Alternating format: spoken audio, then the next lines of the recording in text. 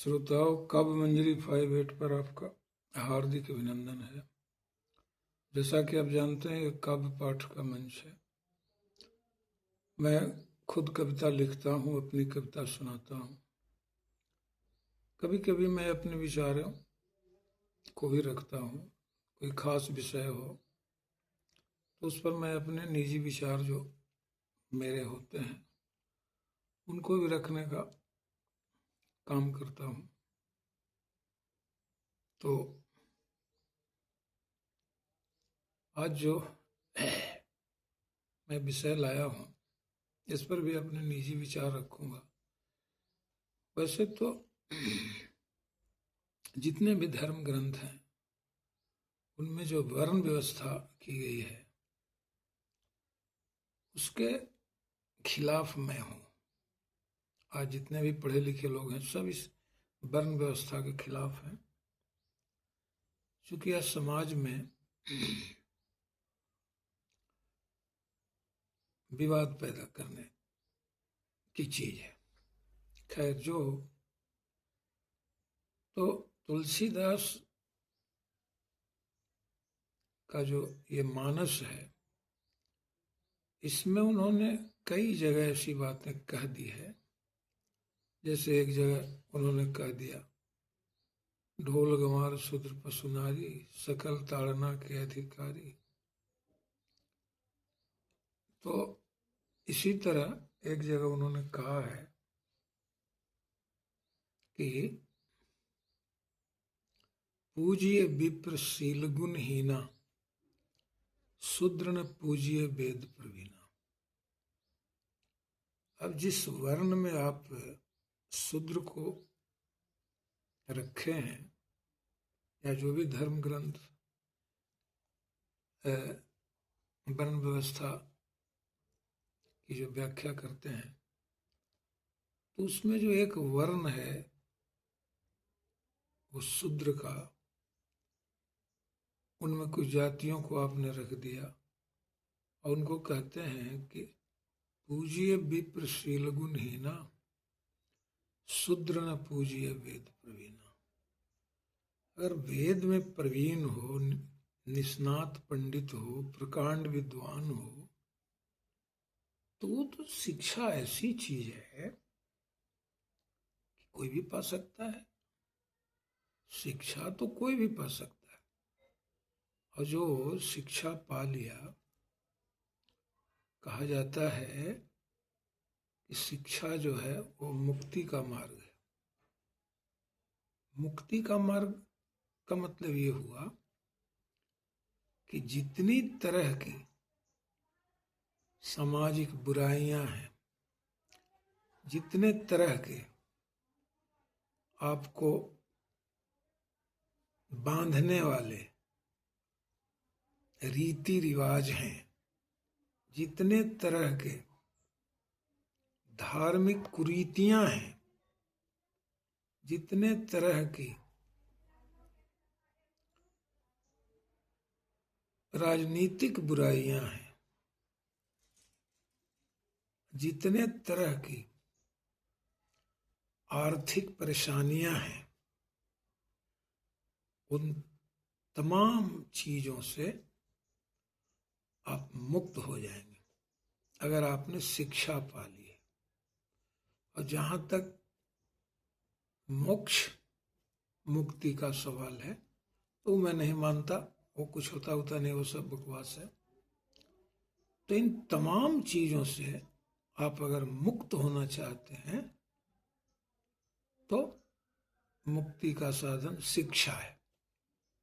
शिक्षा आपने पाली तो इन तमाम चीजों से आप मुक्त हो जाएंगे। मेरे कहने का मतलब है कि आप कहते हैं पूजिए विप्रशील गुण हीना, जिसमें शील नहीं है।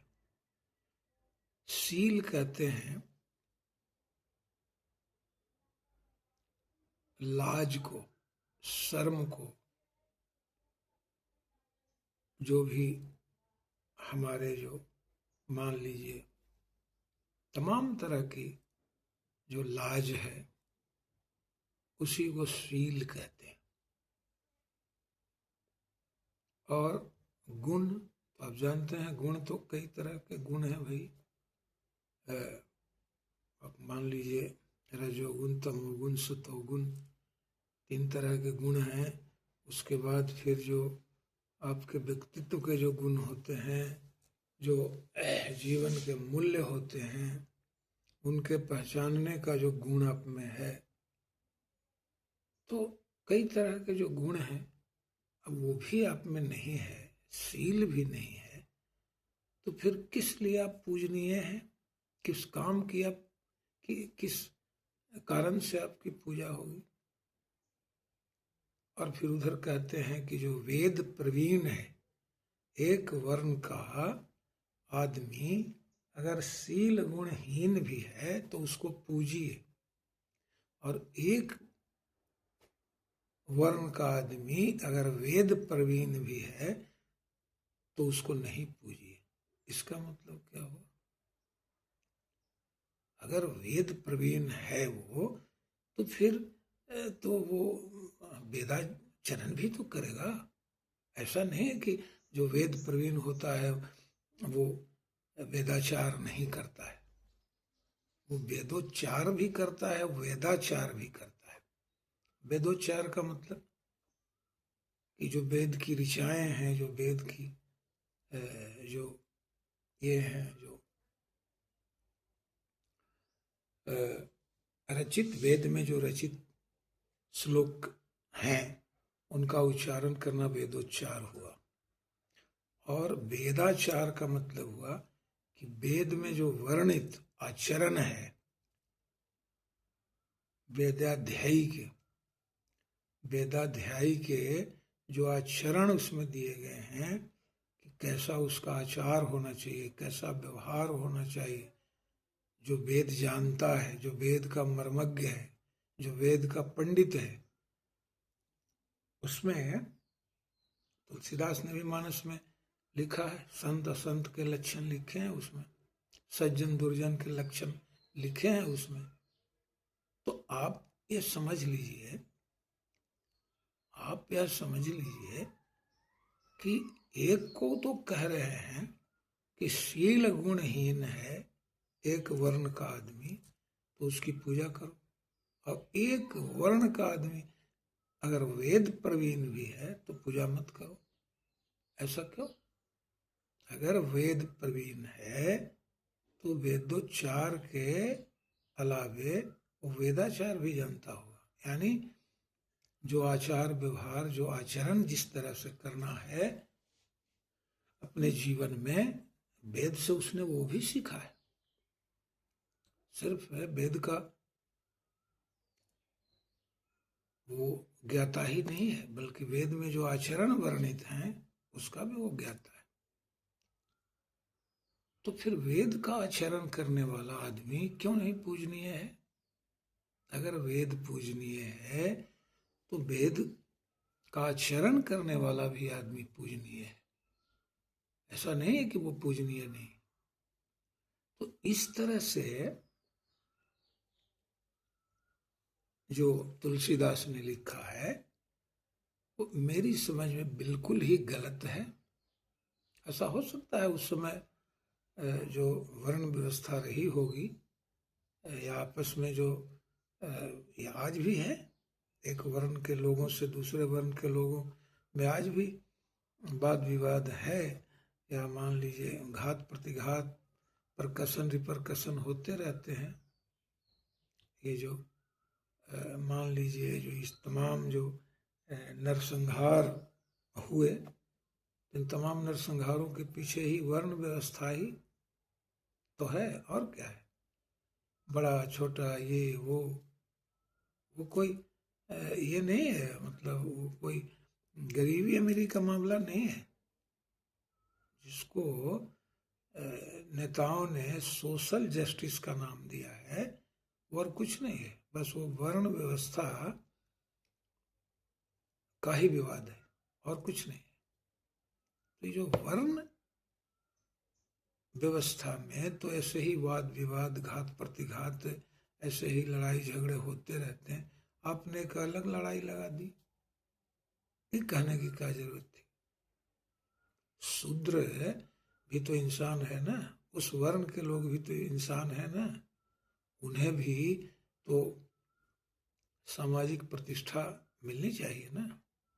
बहुत सारे काम हैं जो वो करते हैं, बहुत सारे काम कुछ दूसरे वर्ण के लोग करते हैं, बहुत सारे काम कुछ दूसरे वर्ण के लोग करते हैं। तो कामों के आधार पर जो भी वो काम करते थे, जो भी उनका कार्य था, नित्य का कार्य था, उसके अनुसार से वर्ण व्यवस्था की गई। तो कोई काम गंदा तो होता नहीं, कोई काम छोटा तो होता नहीं। आदमी, बड़ा से बड़ा आदमी भी अपने घर का बाथरूम खुद साफ करता है। ये अलग बात है कि कुछ लोग दूसरे के बाथरूम भी साफ करते हैं पैसे के लिए, मजदूरी के लिए, तो अलग बात है। लेकिन अपना बाथरूम भी तो बहुत लोग साफ करता है। तो बाथरूम साफ कर देने से किसी दूसरे वर्ण का हो गया, और कोई दूसरे का बाथरूम साफ कर दिया तो दूसरे वर्ण का हो गया। अरे वो तो बेचारा इंसान है, गरीब है, इसलिए वो अपने जीवन यापन के लिए मजदूरी करता है, इसलिए उसने दूसरे का बाथरूम साफ कर दिया। इससे वो छोटा नहीं हो गया, इसलिए उसको छोटा मत समझिए। तो मेरे कहने का मतलब यह है कि तुलसीदास ने इस तरह के कई विवादास्पद पंक्तियों की रचना की है। तुलसीदास ने कई जगह इस तरह की बातें लिखी हैं जो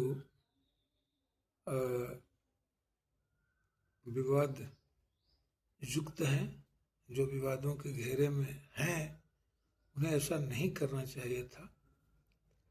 अब मान लीजिए, जहाँ तक ढोल गंवार शूद्र पशु नारी का सवाल है, तो आप जानते हैं कि यत्र नार्यस्तु पूज्यन्ते रमन्ते तत्र देवता। अगर नारियों में यह भावना रहती कि जहाँ नारियों की पूजा होती है वहाँ देवता रमन करते हैं, तो वहाँ देवता रमन करते हैं, इसीलिए नारी का या औरत का एक अर्थ रमणी भी है। ठीक है, रमणी, इसलिए राधा रमन, सीता रमन, जानकी रमन कहा गया है। तो रमणी का मतलब भी औरत होता है। तो अगर वो रमणी है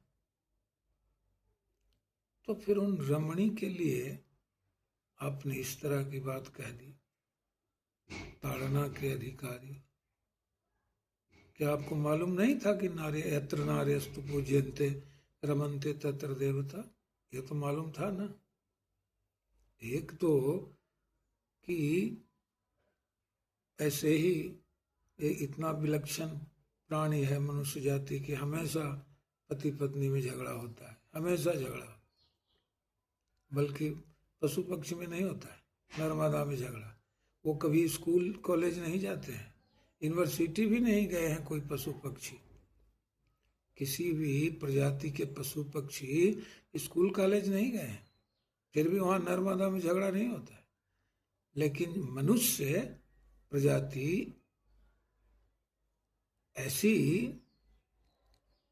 प्रजाति है जो स्कूलों में, कॉलेजों में, यूनिवर्सिटी में जाने के बाद भी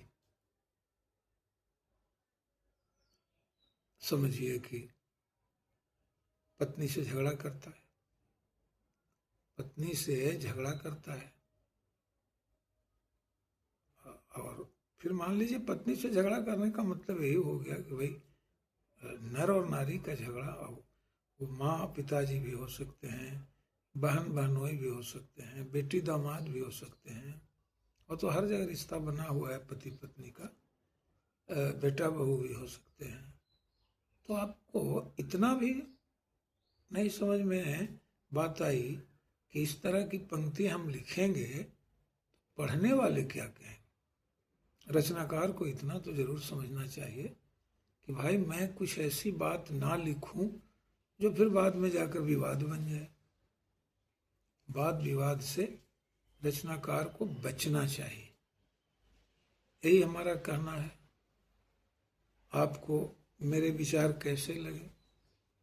आप लाइक करें, शेयर करें, सब्सक्राइब करें।